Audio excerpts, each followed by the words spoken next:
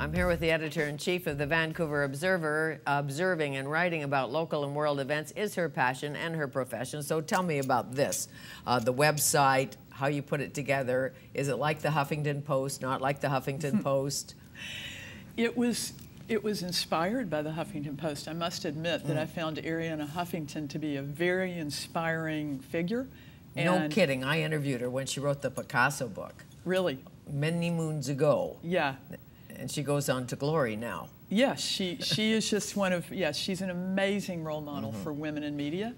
And I loved that she just, you know, her innovative spirit and this new ground that she forged. So I thought, yeah, why not, you know, I got to Vancouver and I saw that there was a kind of a gap in what could be done with journalism here. And I decided that I would bring my skills to that and try to, you know, do something that, you know, contribute in a way that I could. Okay, so you write about laneway housing, you write about Stephen Harper, you write about culinary. We write everything from delights. food to restaurant reviews to, yes, to articles about Enbridge, the pipelines, the oil tanker controversy. We've written about citizenship issues, the missing women.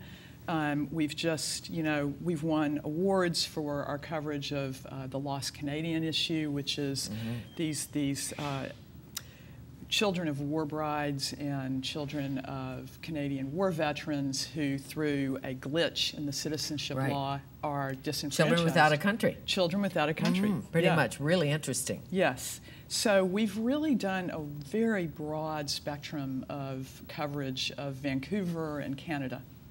And having worked for LA Times and the Tennessean, let's not forget, Herald Tribune, what do you think the future is for print? I the think New York Times. The future for print, I think the future for journalism is, you know, journalism is in a flux right now. It's a very difficult time to be a journalist. And even the New York Times is struggling. There was an amazing article in New York Magazine that I just read a couple of weeks ago about the New York Times. And yeah, the revenue models are unclear. Right, and every citizen thinks they're a journalist. And some are. Right, right. But in fairness, if you want the truth, nothing but the truth, who do you trust? You need a media, you need trained people who can, you know, I've worked with all kinds of writers now since I've been in Vancouver and really in my whole career.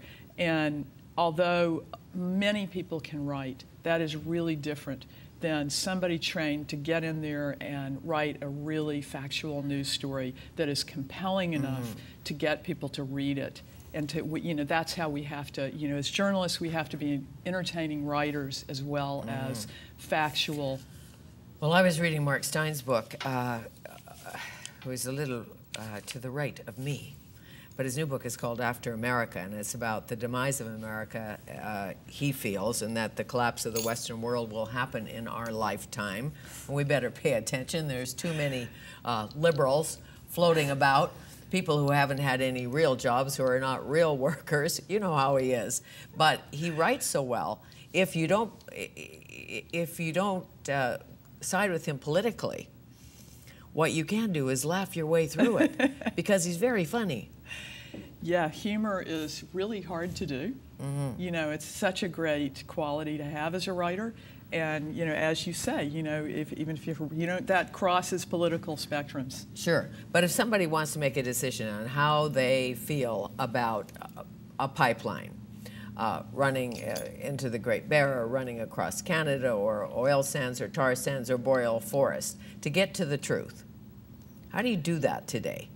That requires... With all the spin. Right, and that requires an enormous amount of time, somebody's time, and, you know, a journalist. And nobody has that time unless they're being paid. And that's the problem, is that, you know, the revenue models are weak for paying journalists properly. Sure. So, you know, what I've done at the Vancouver Observer is take a small amount of resources and use it in a very focused way. We always have 2 paid reporters, and, you know, they are digging deeply into issues.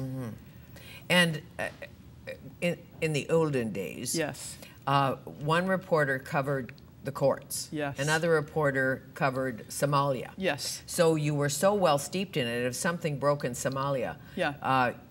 You knew the background. Yes. So you didn't have to go through all the mess to get to the story. Yes. And I think the old days are over. And, you know, thankfully there's still vestiges of it. You know, like the Globe and Mail does a wonderful job of still functioning as that kind of newspaper. And the Vancouver Sun, because they also have a big digital department. The Vancouver Sun, thanks to Patricia Graham, does a wonderful job of that as well. But I think those newspapers are also struggling. And, you know, they've both had big cutbacks in staff just this year.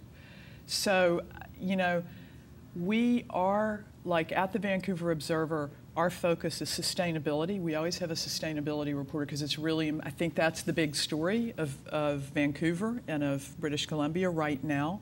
So I think it's really important that we have as many in this area reporters digging into that. Okay, what if you dig into Obama and Romney and what's going to happen, being a political animal? When I first came here, I tried to write stories about, you know, when I started the Vancouver Observer, I was writing about them, and people were like, come on, stop writing about America. You know, we have enough publications that write about America. But what do I think? I think that the amount of money going into the political process in America is terrifying.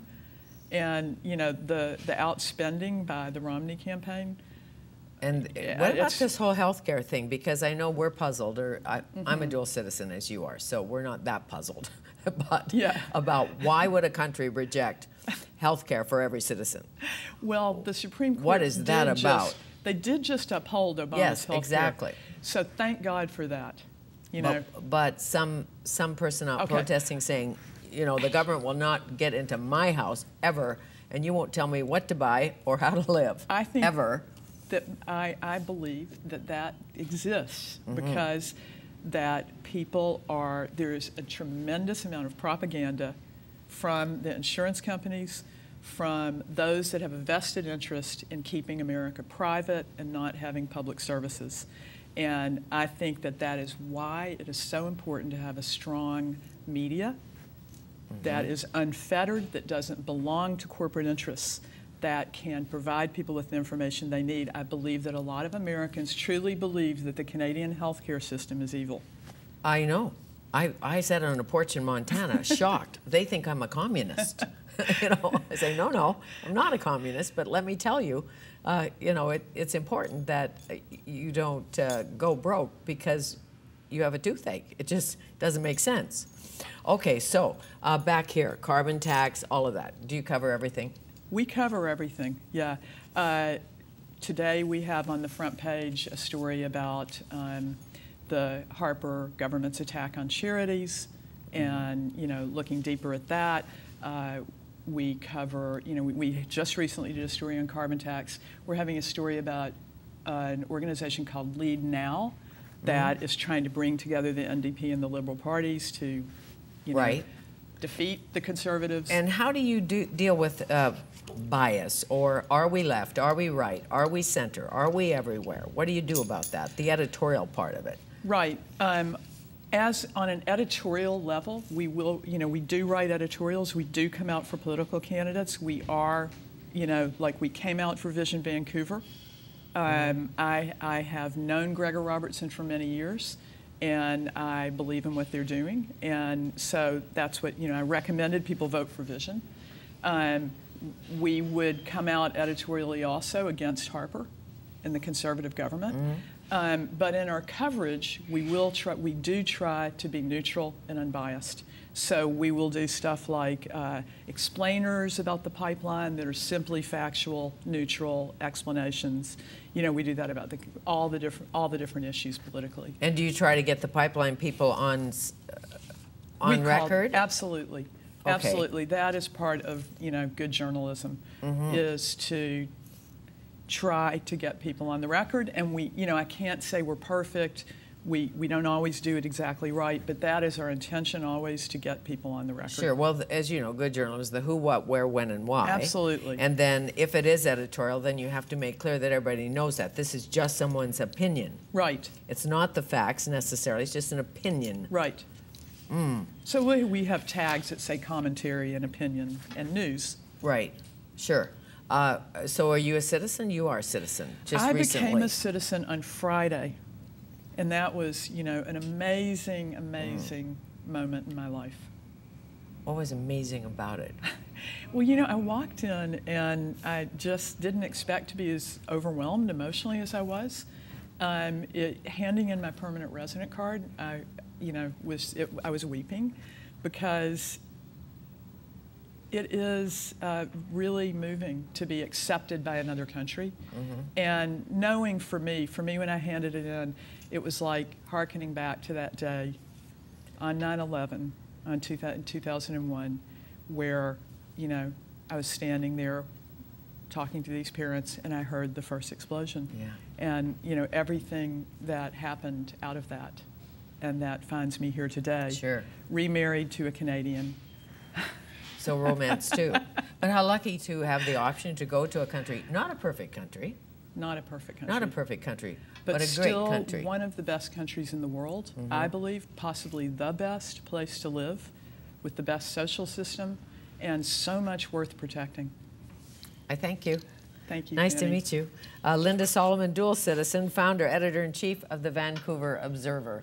And thanks for being with us today. Remember, you can join me on Twitter at Fanny Kiefer, or listen to our conversations on YouTube. Till next time, go with the flow, or as they say, flow with the go. See you soon.